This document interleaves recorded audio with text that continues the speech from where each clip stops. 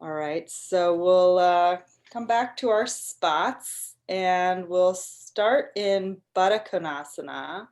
So have a little height to sit on if you need it.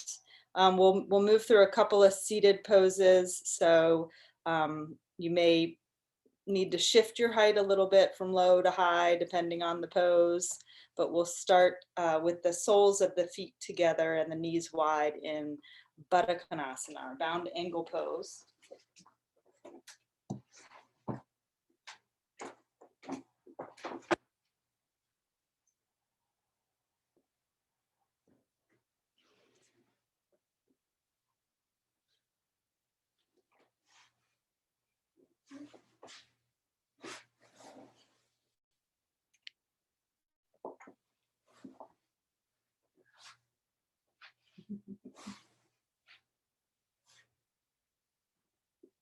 So the soles of the feet are together. You can check to make sure that they're even. One foot's not ahead of the other. And then you can press the feet firmly into one another. The hands can be by the sides of the waist.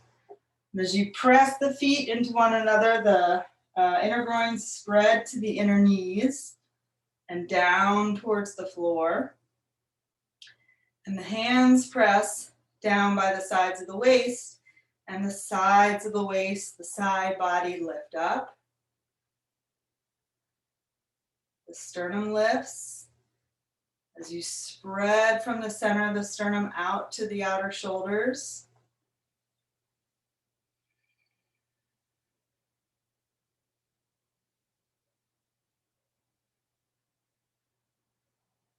If you feel like your groins, your hips are contracted, you can sit on a little more height so you can get a little more movement in the hips.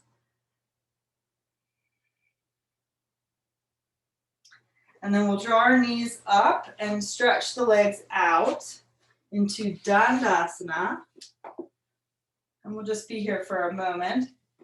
As you stretch through the legs, notice how the centers of the thighs, the centers of the knees, the centers of the ankles, the toes are all pointing in the same direction. As the tops of the thighs roll in and down, the feet are evenly stretching forward. The hands press down once again to lift the sides of the body up. The top chest lifts and spreads from the center of the chest out to the sides. And then take your hand behind your knee and separate the legs wide into Upavista Konasana, or seated angle pose. And once again, notice if you might need some height in this pose. So a telltale sign of needing height in this pose is if you're rounding back and you're not able to sit up on your sit bones. So you want to feel like you're sitting upright on your sit bones. And then again, notice that the legs are still in Dandasana, even though they're spread wide apart. The center of the thigh, the knee, the ankle, the toes are pointing up towards the ceiling. As the tops of the thighs press down, the hands press down and the sides of the body lift up. And again, the top chest spreads from the center out to the sides.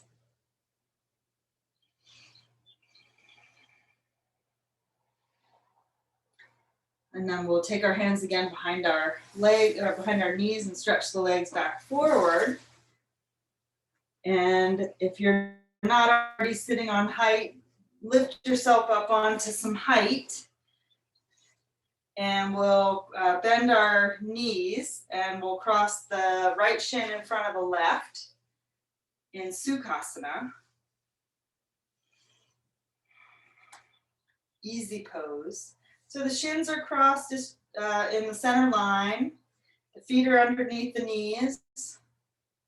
The inner groins, once again, descend down towards the knees. There's no gripping in the inner groins or tops of the thighs. They're extending down evenly. And once again, the telltale sign of whether you need height in this pose is if your knees are way up higher than your hips, or if your pelvis is falling back and you're not able to stay upright onto your sit bones.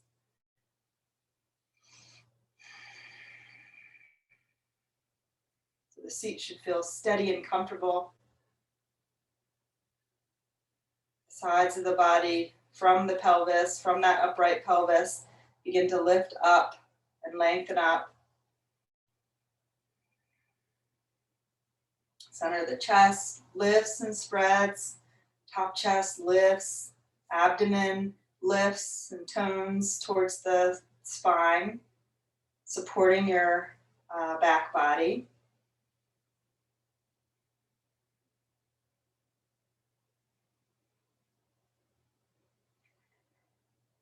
And the eyes can begin to become closed. You can begin to close your eyes.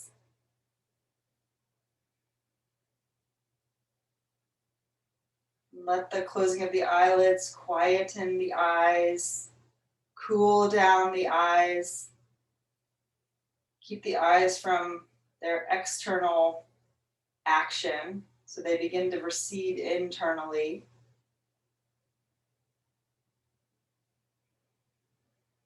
So not only do the eyes begin to recede backwards, but there's a spreading of the eyes from the center, from the bridge of the nose towards the temples.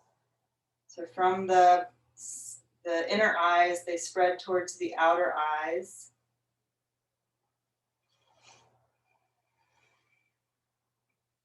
There hopefully then becomes a softening of the temples, the forehead. The face begins to become soft and quiet and relaxed. The jaw relaxes, the tongue relaxes. Maintaining that, we'll take our hands into Namaskar in front of our hearts. And again, pressing the palms evenly. You don't have to open your eyes, but just like with your feet in Baddha Konasana, is the heel of the hand and the fingers of the hand, are they even as you press them into one another? So they match, more or less, the hands as they press towards one another.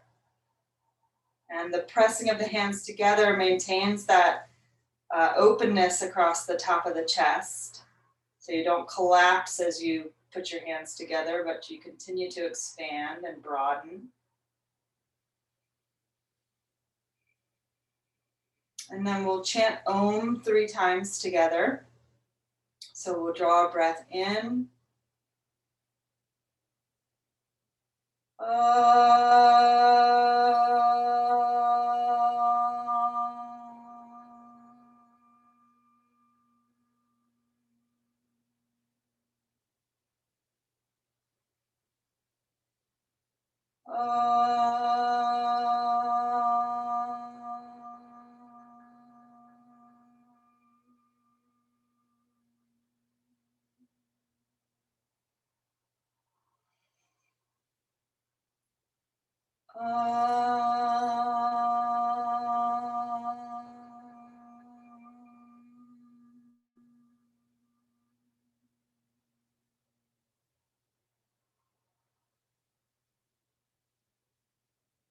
Keeping the chest lifted, bow your head towards your hands. Release your hands to your thighs. Lift your head and carefully open your eyes. And then we'll even ourselves out here. So we'll stretch our legs out in Dandasana once again. Stretching the backs of the knees, pressing the tops of the thighs down towards the floor, pressing the hands by the sides of the waist and lifting the chest. And then we'll change the cross of our legs so the left shin is crossed in front.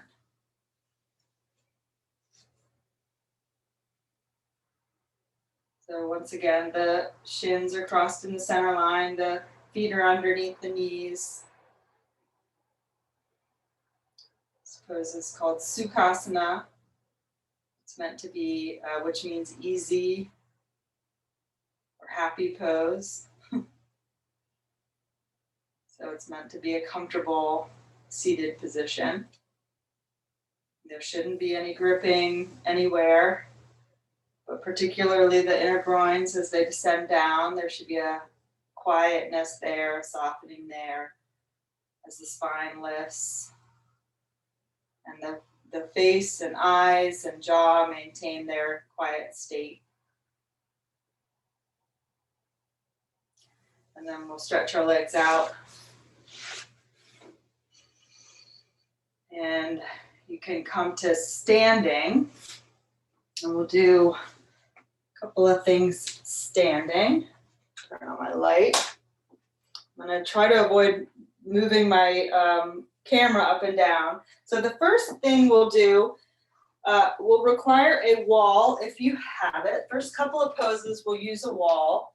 So if you need to move so that you're near the wall. The first pose is called Ardha Uttanasana, or fingertips at the wall pose.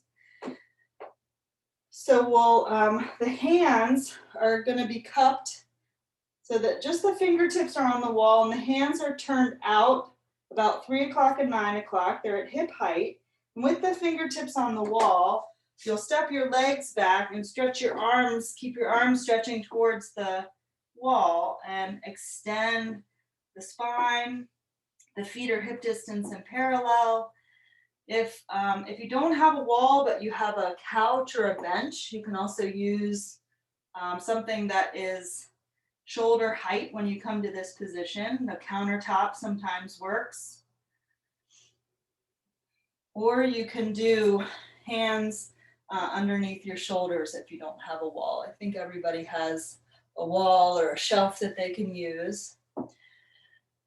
So Bruce, step back a little bit further so that you're in more of an L shape with your body. So the hips are over the heels and the torso is parallel to the floor. So the inner upper thighs roll back towards the wall behind you. The inner back thighs spread wide from the inside out. The hips stretch back, the arms stretch forward, the abdomen draws towards the spine. The arms are in line with the ears. You can gaze towards your baseboard, towards the wall, lengthening the back of the neck.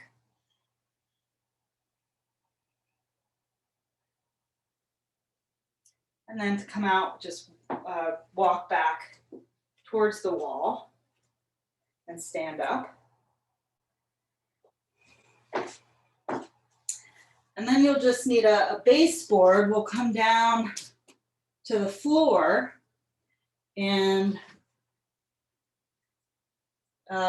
we'll keep our hands in that same position of turning out, but the thumb and the forefinger are going to go at the wall. So the hands turned out, the hands are shoulder width, the palms press firmly into the floor, and then we'll keep the hands pressing against the baseboard as the hips lift up into Adho Mukha Svanasana, our downward facing dog pose.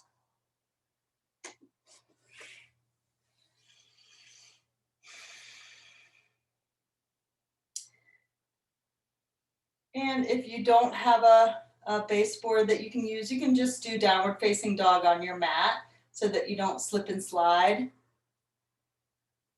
But you can keep the hands turned out a little bit. So Bruce, go ahead and get lengthwise on your mat so that your hands are at the top of your mat and your heels, yeah. And so again, looking a little bit towards your hands, not straining the back of the neck or coming out of the pose to do that, but to keep the upper back moving into your back. So the hands of the wall will help to externally rotate the arms keeping the broadness across the chest and also moving the inner shoulder blades into the back. And you can also press your hands into the wall and use that to press your, or to lengthen your hips up and take your chest a little bit more towards your legs as you extend the heels down towards the floor.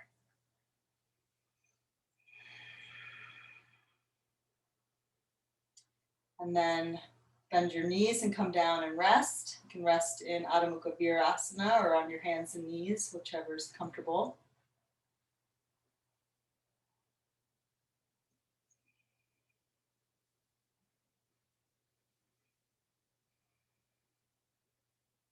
And let's do that one more time since it took everybody a moment to just get used to it. So the hands turned out, thumb and forefinger at the wall, spread your fingers, press the palms into the floor, press the fingers into the floor, let the arms externally rotate, turn the toes under and lift the hips up and use the pressure of the fingers at the wall to lengthen the arms. And from there, lengthen the sides of the body, the sides of the waist, the sides of the chest, the outer hips. Lengthen the back of your neck. Continue to keep that dorsal spine, the upper back moving into the back as you then press the thighs back, press the shins back, and press the heels down towards the floor.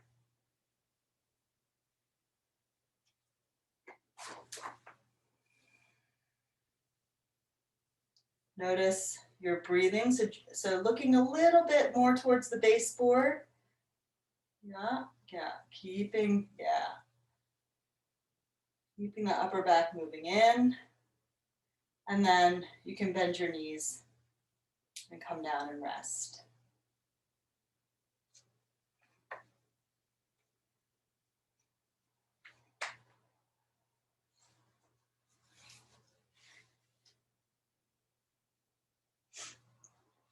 All right, and then you can watch for a second.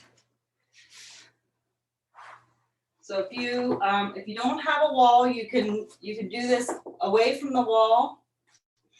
And I'll show you what we'll do.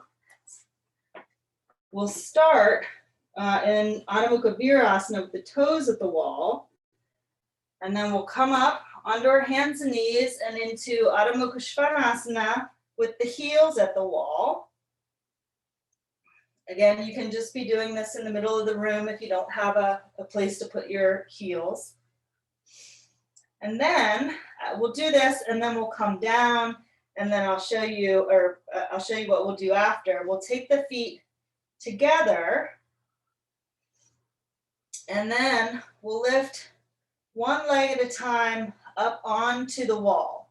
So we want to keep the pelvis roughly parallel. So the hip's going to lift a little bit, but I don't want the hip to lift up towards the ceiling, but you're working to keep the hip moving down so that it stays roughly parallel with the other side of the pelvis. And then we'll take a break and do the other side. Okay, so this is one-legged Adho Mukha Svanasana. The wall is a nice support. If you do it without the wall, it's a little bit more challenging because you're having to hold your leg up, but you can do it. So we'll start in Adho Mukha Virasana. You get your rough distance by having your toes at the wall and your arms stretched over your head. Just enjoy that resting forward bend. Feeling the length as you stretch the arms overhead. And then keeping the toes at the wall, we'll come up onto all fours. The hands are shoulder width. The feet are shoulder width. And even though the hands are now pointing forward, you're still pressing your palms and pressing your fingers into the floor And also still trying to maintain the external rotation of the upper arms and the movement of the upper back into the back. And then keeping the hands pressing down onto the floor, you'll turn your toes under and lift your hips and take your heels to the wall. So you can still get that sense of pressing the chest towards the legs. The heels, you've got the center of the back of the heel on the wall. So not the ball of the bottom of the foot, but you'll extend your toes forward so that if your heel could come down to the floor, it would. And the back of the heel, the center of the back of the heel is at the wall. So toes forward and on the floor. So the ball of the foot comes down onto the floor. And it's like you're doing Adho Mukha Svanasana, but the centers of the backs of the heels are on the wall.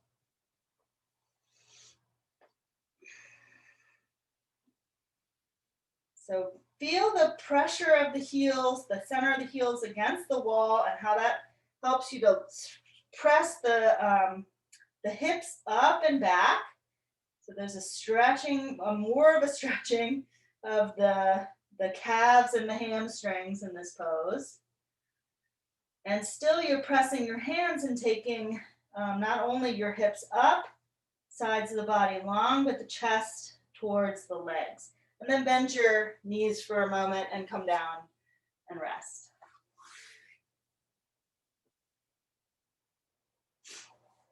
So I just want to be clear that the sole of the foot comes down, but it's the back of the heel that comes onto the wall. So you'll feel it. You'll feel that nice stretch across your calves and your hamstrings when you press that back of the heel against the wall. Okay, so if taking one leg at a time up seems like a stretch, you can just do what we just did in Adho Mukha Svanasana, or you can try to take one leg at a time up the wall. So we'll start the same way in Adho Mukha Virasana, stretching the side body, and then coming up onto all fours, knees under the hips, wrists under the shoulders. Turn the toes under, lift the hips up, take your heels, centers of the backs of the heels to the wall, so just below the Achilles tendon. And then you'll take your feet together so they're centered. And then keeping the left heel on the wall, you'll bend your right leg and stretch the right heel up the wall. So the ball of the foot comes to the wall and the heel stretches up towards the ceiling. So the left heel stretches down and back and the right leg stretches up. And it's like that, it's like somebody's actually pulling the top of the thigh up towards the ceiling. So if I were in class with you, I'd be standing behind you and trying to lift that thigh up towards the ceiling. The heel lifts up towards the ceiling. The arms are still strong as you press the chest back and try to maintain a quietness in the face and the breath. And then you can lower the right leg and rest if you need to. Take a few breaths.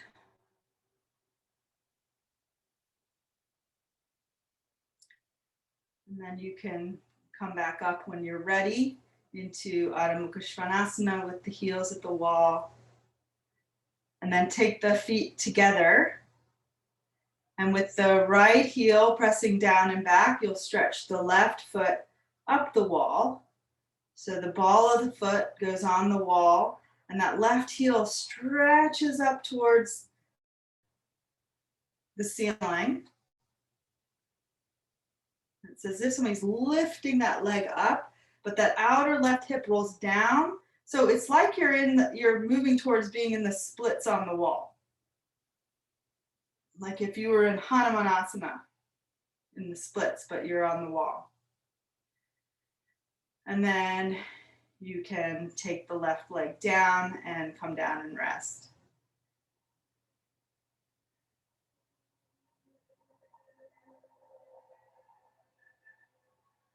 In fact, I may have just had a flashback.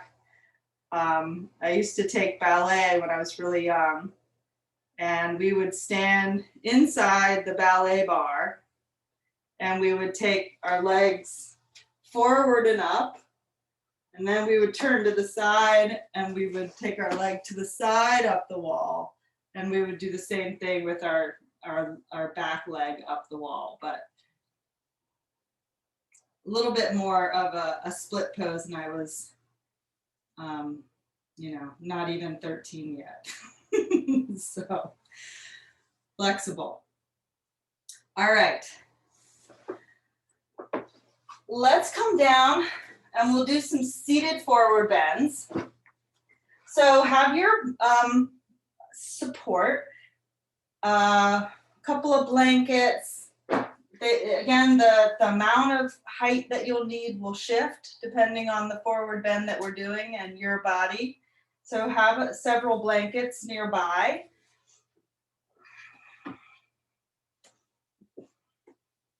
From the side.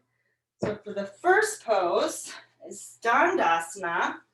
So I'm not going to use any height. But again, you want to be sitting upright. And have your strap and a block nearby as well.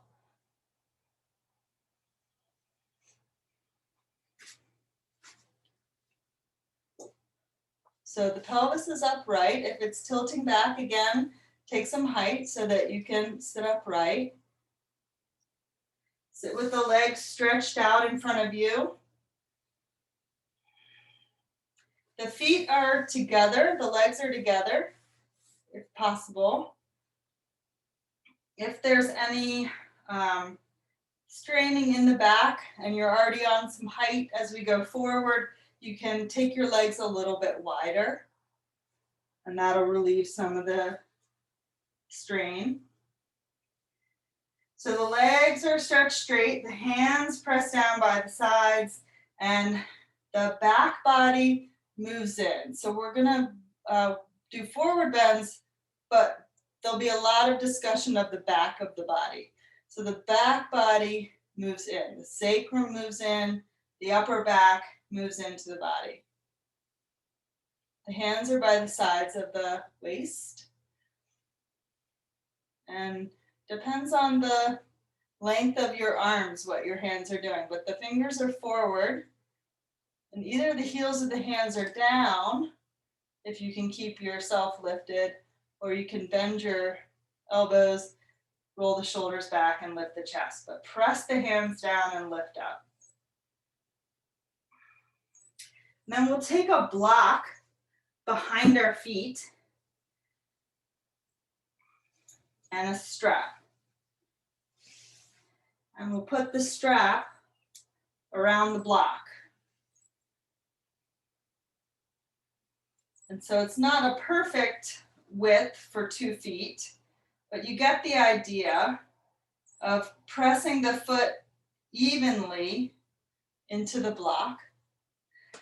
And then if you pull your strap against the outside of the block, you feel the back body moving more and more into the back.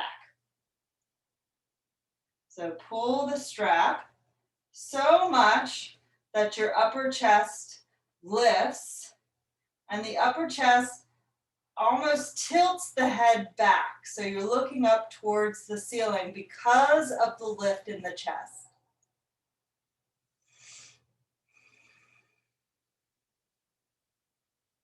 And then you can take your gaze back forward, but keep the lift in the chest.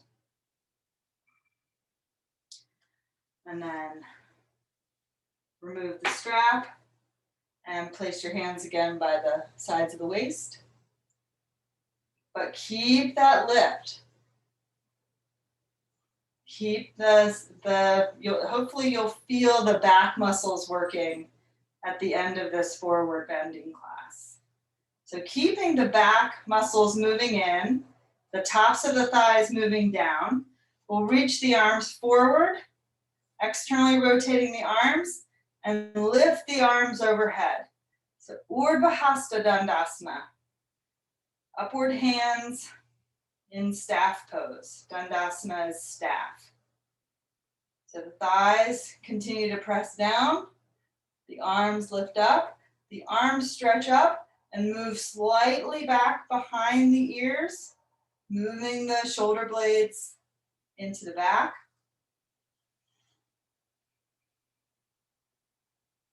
And keeping the arms by the ears, we'll extend the body forward towards the legs. And once you come as far as you can come, you'll grab your toes, if you can grab them, and keep that back body moving in. If you can't keep the back body moving in, then you'll use a strap. Okay, so hold on to the toes first. If you can reach the feet. If you can't reach the feet, use a strap. If you can reach the feet, hold on to the toes. So you're wrapping your first two fingers and thumb around your toe.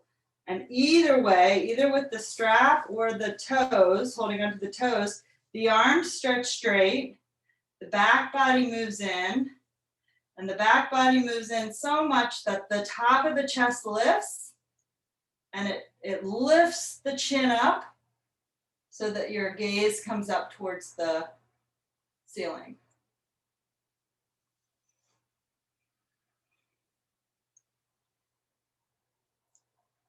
And with the arms stretched straight and the back body moving in, reach the arms by the ears, and inhale, come back up, and then lower the arms back down to Dandasana.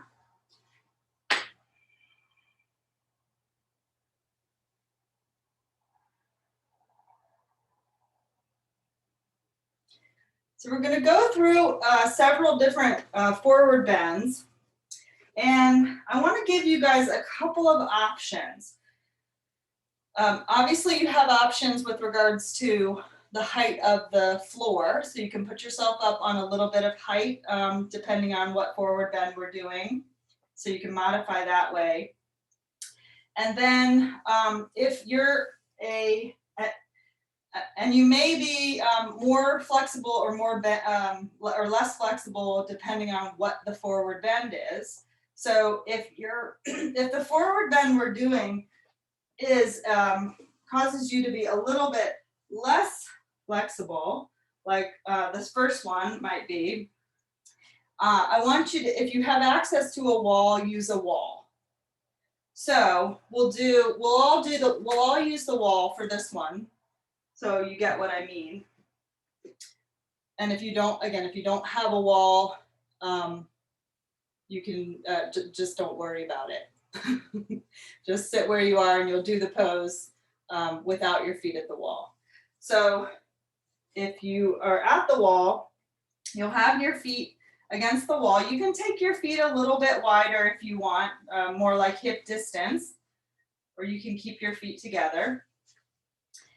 And then it's like your feet are on that block. So the inner and outer edges of the feet are pressing. And then we'll raise our arms overhead and keep the arms by the ears. And then we'll stretch forward, reaching the hands for the wall. So I want you to think more about lifting, keeping the side body lifted as you come forward, keeping the back body moving into the back as you come forward, and thinking less about coming down into the forward bend, but think about lifting up. So your fingertips hopefully will get towards the wall. If you're not at a wall, once you come to your edge, you can take your hands down to your shins or to your feet. If you're at the wall, you're lengthening as much as you can towards the wall, keeping the arms a little bit higher. So the top thighs press down, the inner and outer edges of the feet stretch forward so that they stay even, and the sides of the body lengthen up and towards the outer edges of your feet. So you're getting as much lift and length as you can. And then the arms are by the ears. Lift from the upper arms to lift up, and then lower the hands by the sides and sit in Dandasana.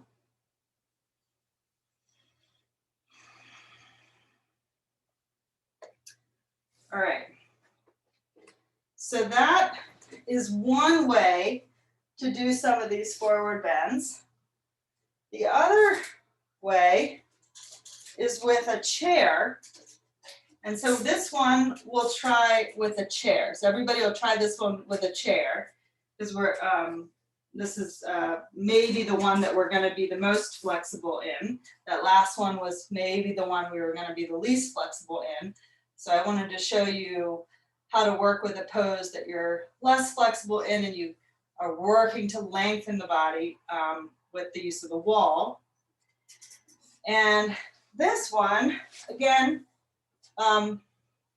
you might need some height. You might need probably not a lot of height in this pose. One blanket, maybe two. So we'll do Janu Shirshasana. And you'll have a chair to reach for. So Janu Shirshasana, and let me just show you so you guys know what we're doing. We'll grab from behind the knee and take the knee out to the side, and the top of the foot comes down to the floor. So sort of like Baddha Konasana with the knee out to the side. And then the coming into and out of the pose is the same, because we'll reach our arms up, so you guys can just watch so you know what we're doing. Arms up, keeping the arms up, you'll reach towards your chair. So you might grab the chair seat, you might grab the chair back, you might grab the chair legs. Chair legs is probably the easiest, but you might have to shift your chair forward or back. You can see my hands are a little bit past my foot. So it lets me continue to reach past my foot, but I'm still lengthening the side body and reaching the sides of the body forward as I come towards my leg. So we're still talking about lengthening as opposed to rounding over, okay? And then to come out, arms by the ears, up. Okay, so your foot is not at the wall, right? Correct. So this one, the foot is not at the wall. Now, and so we'll try it this way. And then you'll, what I was hoping is that you kind of have the option to work in either way, depending on how flexible you are in that particular forward bend. So the chair is a little bit ahead of your feet, and we'll take our hand behind our right knee and take the right knee out to the side and the top of the foot onto the floor. Again, I'm not using any height under my seat in this pose, but if your pelvis is rounding backwards, or if you're not able to stay upright in the pose, then use some support under your buttocks. Okay, now just for a moment while we're here, we'll turn our navel towards our left knee. So you can do a little twist in this pose. You can take your right hand to the outside of the left knee, left hand behind the back to lift the back and rotate towards the left leg. So unlike the last pose, this is an asymmetrical pose, because one knee is bent and one knee is straight.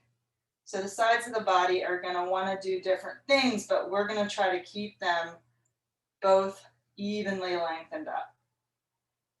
So you'll release the twist, but keep the navel moving towards the left. As you raise the arms overhead by the ears, keep the left leg in Dandasana. As you reach the arms up and begin to hinge forward and extend forward towards your chair. Get as much length as you can before you reach for your chair. And you'll see what's a good place for you to grab. But my chair is just a little bit past my foot, and so it lets me lengthen past my foot as I lengthen forward. So it lets me really pull the sides of my body forward as I come forward.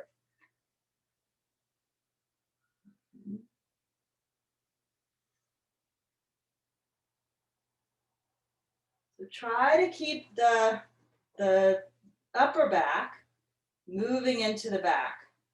So don't worry about rounding over into the pose just yet, but we'll focus on keeping that dorsal spine, the upper back lifted, top of the chest spreading as you come forward.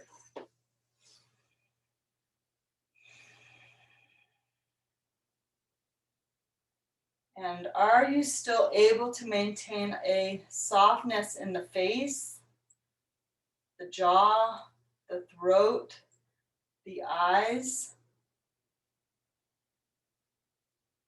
as you come forward?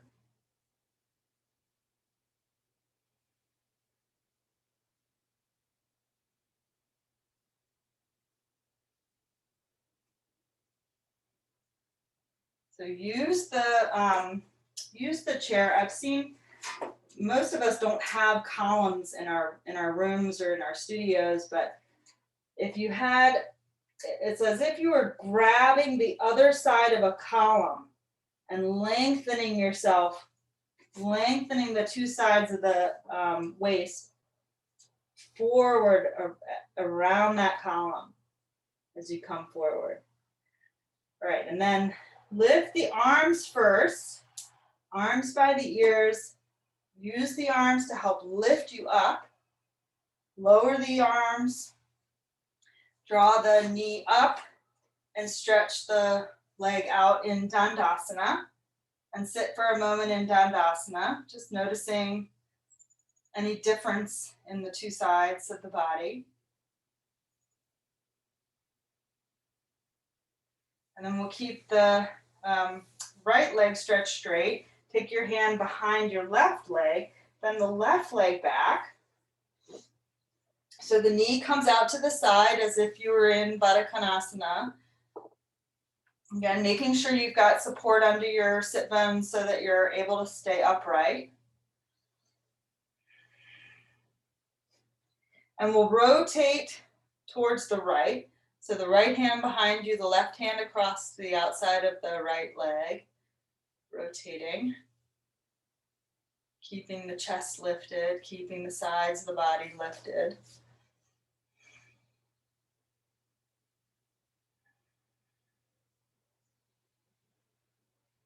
And then maintain the left sides of the waist coming towards the right as you come back to center. Raise the arms overhead. Use the arms to lengthen the side body even more. And keep that lift as you extend forward over the right leg, coming as far as you can without any support. And then you can hold on to your chair seat or the chair legs and use that to pull you forward. So you're a little bit active in your arms, your hands, as they pull you forward towards your right leg.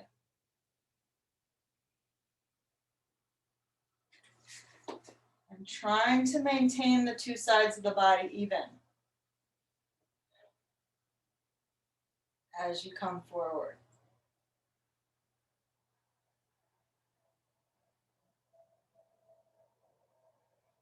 And trying to maintain the softness in the face. throat,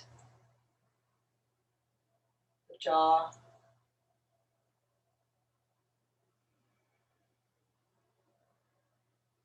Trying to maintain the tops of the thighs down, the abdomen back as you lengthen forward.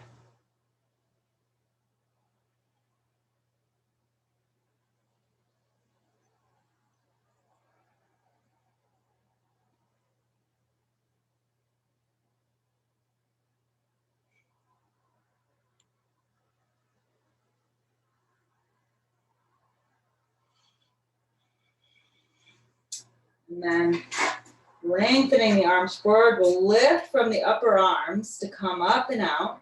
Lift the arms to lift the torso. Reaching the arms up. Lower the arms down.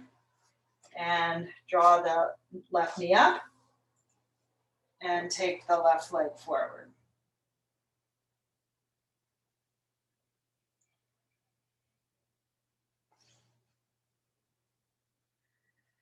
So the next forward bend is one where it depends.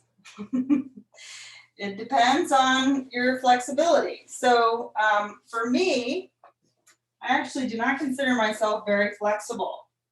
So I'm going to do it with my foot at the wall. I also wanted to show you one more thing. Well, I'll show you after I show you what we're doing. We're doing Trianga Mukha Ekapada Paschimottanasana, which is one leg in Virasana. So I'm going to give you an option if you can't do Virasana. So just hold on. You can do the same pose you can do either of the poses that we just did, the forward bends, either legs straight, or you could do Janu Shirshasana, or I'll give you another option in just a moment. But I'll show you what it looks like with the legs at the wall. So the left leg is at the wall. The right leg is in Virasana. Okay? So we'll make space behind the knee. I've got my left hip on a little bit of support so that my pelvis is level. And then same way, we'll reach the arms. And then I'm going to extend towards the wall. Because I know, at least on one side, I will do better reaching up for the wall as opposed to past my leg for the chair. Okay? So get set up with either using the chair like we just did, or the wall, or nothing if you have neither. And then if you have knee stuff and you can't sit with the leg back like that, like I said, you can either do the leg straight, you can do Janu Shirshasana, or you can also try one leg straight at the wall and one knee back, and then arms up and reaching forward towards the wall like this. So that's also a good option. Okay, so choose which forward bend you'd like to do. And we'll start in Virasana. So again, if you're at the wall, you need to make sure that you're the right distance away from the wall so that your feet can press evenly onto the wall.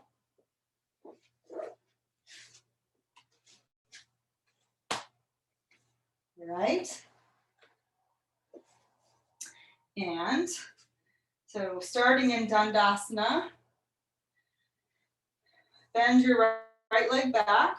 So the foot's by the right hip. Can pull the flesh of the calf away from the knee, creating some space there. Sit on whatever height you need so that your pelvis is level and your left leg is stretched forward. Yeah.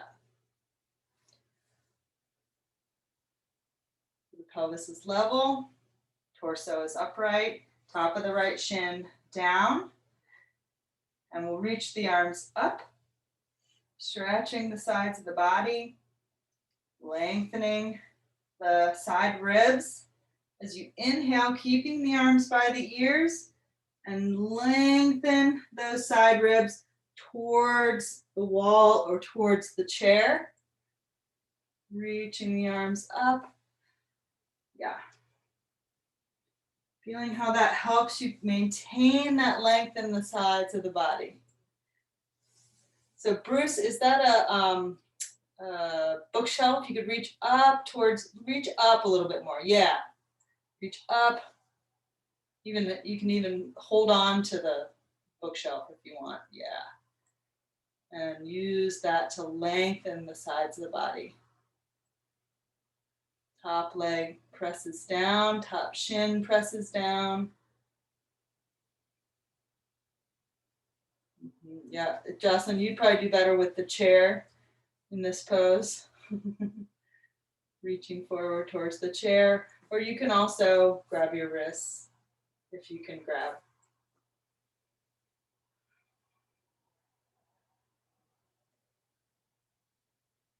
Again, keeping the sides of the body long, keeping the face relaxed, keeping the jaw relaxed.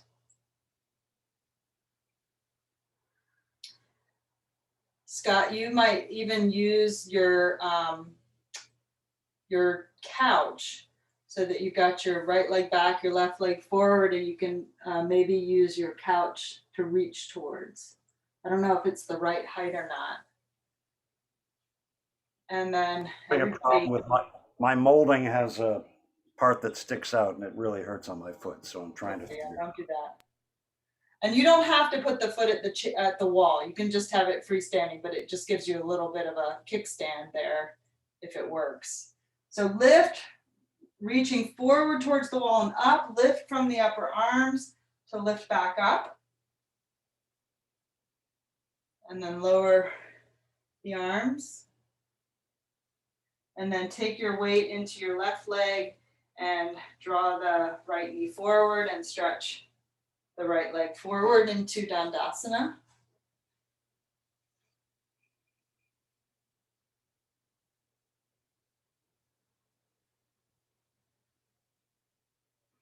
If you're sitting on height, you'll need to move your height over to your right hip a little bit so that your left hip can come down.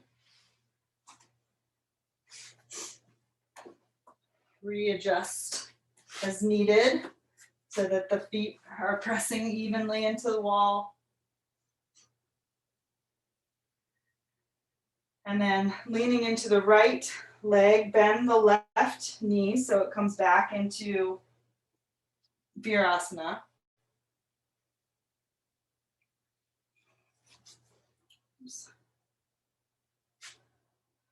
Move the flesh of the calf away from the left knee, creating space behind the knee, sitting on the height that you need so that you're upright. Feel the tops of both thighs moving down as you reach the arms up. Lengthen the two sides of the body. And then inhale and exhale, lengthen forward towards your wall or towards your chair, using the arms to lengthen the sides of the body. As you reach forward, feel that left thigh moving down. Try to keep the left pelvis moving down.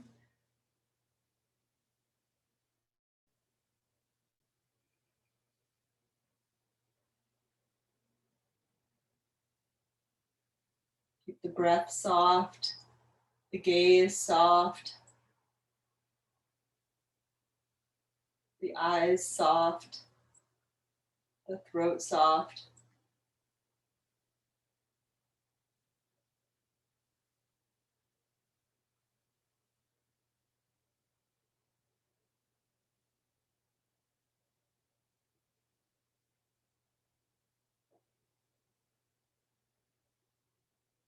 Keep the back, the upper back moving into the back.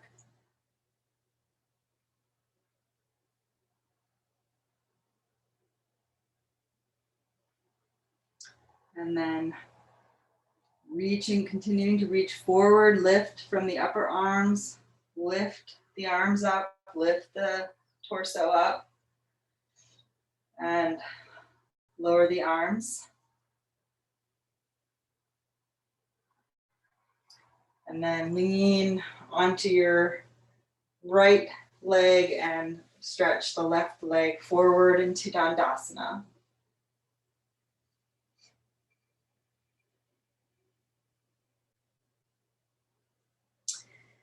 And we'll do one more while we're here. And this one, you may want a couple of blankets. I'm going to use 2 folded in half.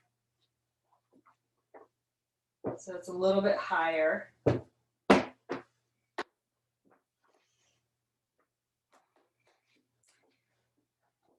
And again, you can use the wall if you have it. If you don't worry about it.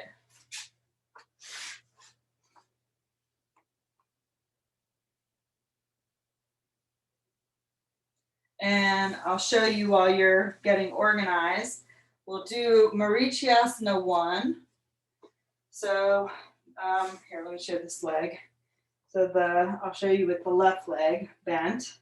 So the foot is right in front of its own sit bone and the knee is upright.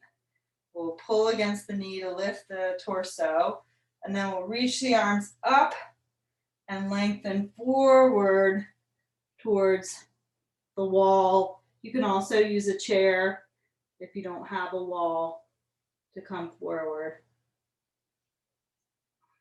And we'll keep that left knee moving in towards the side body as you come forward. And then lift the arms and lower them and stretch the leg out. All right, so sit on your height. Let's bend the right knee and try to get the sole of the foot pressing down. Inner and outer edges of the feet, front shin, hold onto the front of the shin and use that to lift your spine. So again, moving the sacrum all the way from the lower back to the upper back. It moves into the body, moves into the back, and then the front chest, the top chest spreads, the eyes spread, the throat is soft.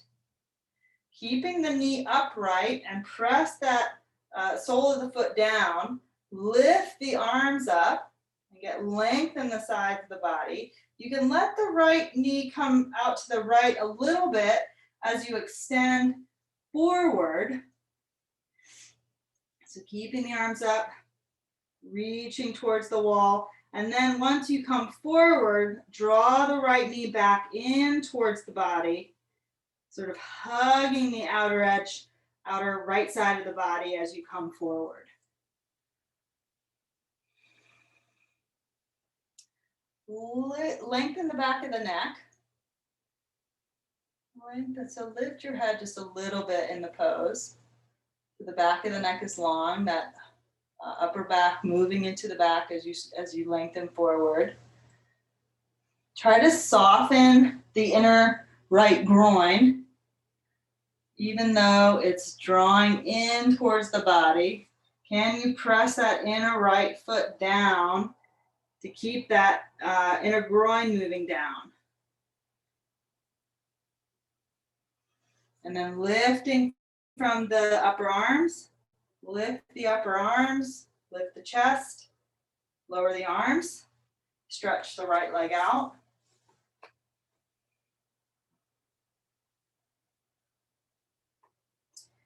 And then bend the left knee. Place the sole of the foot on the floor. Hold on to the front of your left shin as you reach the right leg out. Press the top of the right thigh down. Pull the shin to lift the chest. moving the back body into the back. Maintain that as you reach the arms up by the ears. Inhale, exhale, lengthen forward. The left knee comes out to the side a little bit as you come forward, and then draw the left knee in as you press the left inner foot down towards the floor, and lengthen forward.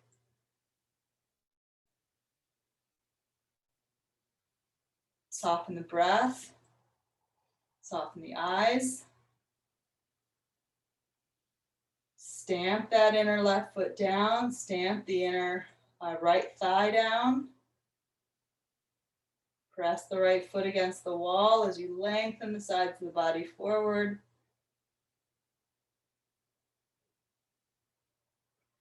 And then lifting from the upper arms, lift the upper arms to lift the arms and lift the chest.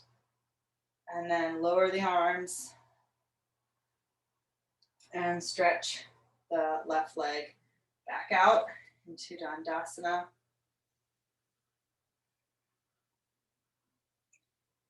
And one more time with the legs straight again. So Paschimottanasana. So either the feet together, legs together, or you can take the legs a little bit apart. And we'll lift the arms by the ears. Inhale, exhale, extend forward over the legs. You can reach up towards your wall. You can reach past the feet and grab your chair if your chair is there. Otherwise, just lengthen the arms, lengthen the side body, lengthen the back of the neck.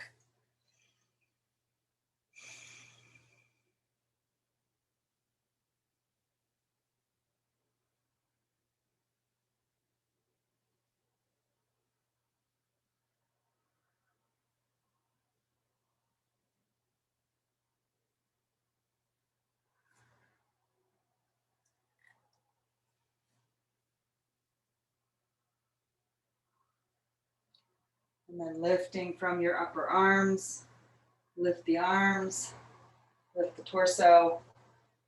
Inhale, exhale, lower the arms.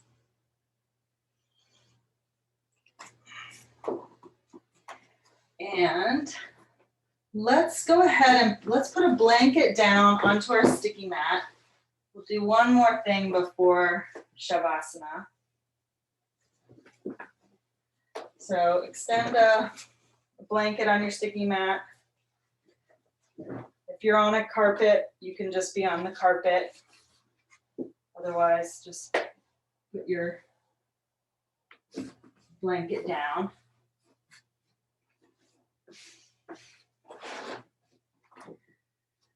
And you might have a blanket for your head after this pose for Shavasana. Have a blanket nearby that you can use for your head. And then lie down on your back. Lie down so that you can move into Shavasana after this pose. So make sure you've got space around you. And then come down onto your back. See that you've got space out to the side so you can stretch your arms from your shoulders. You can have the palms up.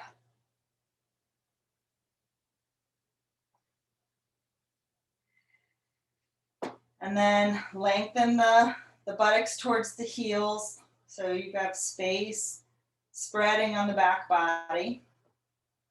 And then draw the knees up towards your hips. So the knees are about above the hips. The arms stretch from the sides. And keep the left side waist moving down towards the floor as you take your your knees over to the right. And try to keep the knees together. You're not taking the knees all the way to the floor because you're keeping that left side waist moving down towards the floor. So you're doing a revolved pose. And you're using your abdominal muscles, using your legs. So you're not just dropping the knees over to the side, but really forcing that left shoulder, left side of the waist down towards the floor. And then take the knees back up to center. And again, keeping the right side of the waist moving down towards the floor with the knees together, taking the knees over to the right, keeping the knees together, keeping the two sides of the waist long, keeping that right shoulder, the right side waist moving down as you take the knees over to the left. And then let the left leg lift the right leg as you come back to center. Stretch the arms.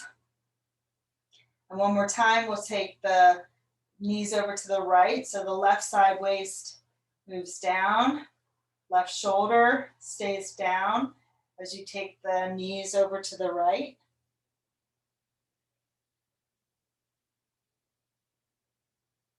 So there's some abdominal work. The muscles in the abdomen are working here. And then let the right leg lift the left leg and take the knees back to center. And then one more time over to the left. The right side waist moves down. Right shoulder stays down as the knees move over to the left. Jatra Parivartanasana.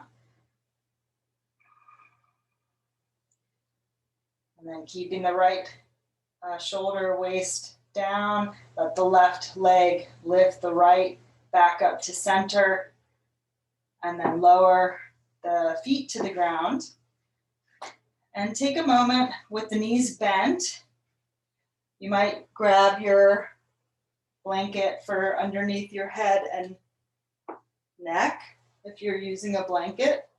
Otherwise, take your hands behind the back of your neck and lengthening the back of the skull, creating space in the cervical spine. Press your feet down and lengthen the tops of the buttocks down towards your heels. And then stretch the legs one at a time down to the floor, the feet together. And then allow the feet to fall apart, about equidistant away from one another. Externally rotate your arms. So the upper arm turns out, the palm turns up. The arms are equidistant away from one another. Just take a few moments situating yourself, seeing that you're centered, you're even, you're balanced left to right, before allowing the eyes to close. Once again, letting the eyelids cool the eyes as the eyes recede back towards the back of the brain.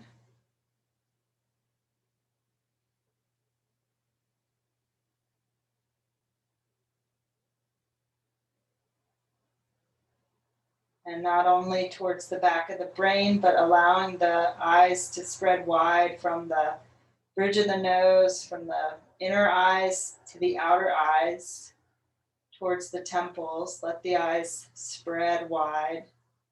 Let the temples soften, the forehead soften, the jaw and tongue relax. The throat relaxes.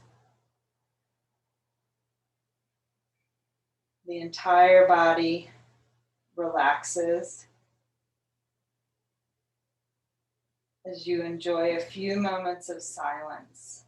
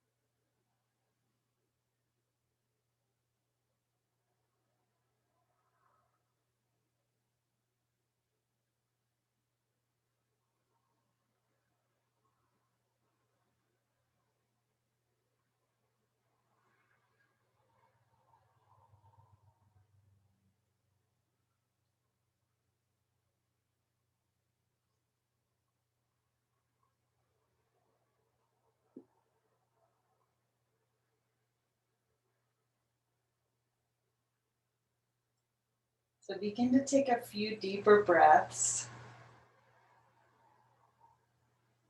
gently waking the body up.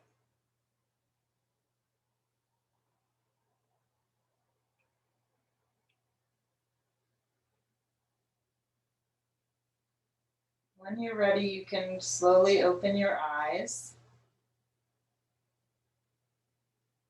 And you can rest your hands on your abdomen.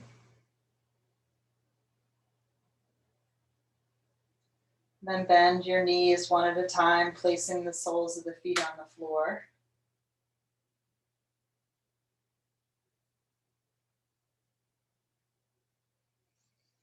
And when you're ready, you can roll over onto your right side, pausing for a moment.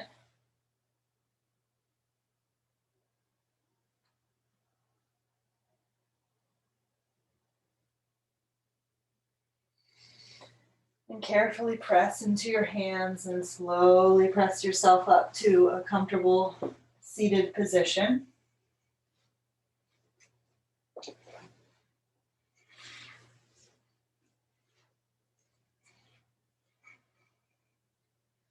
Just taking a few moments, more of this quiet space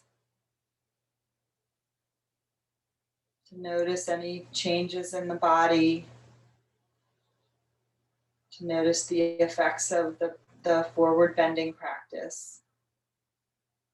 Forward bends tend to be quieting and cooling, and they bring you more into a reflective, introspective space.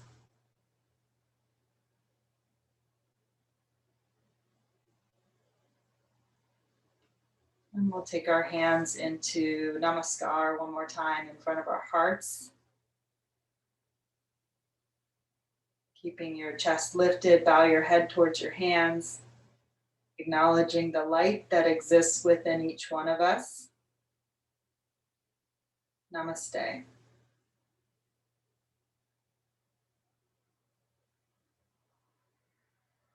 Thank you guys for coming. As always, if there's any questions or comments or concerns, please let me know. Otherwise, I hope you have a wonderful weekend, wonderful week. Thank you, Sarah. It's wonderful. Have a great weekend. Thank you. A lot. See you next week. Chris, see you later. See you later, Stephen. Thanks, Sarah. You Hi, got it. Sarah. Thank Awesome. you.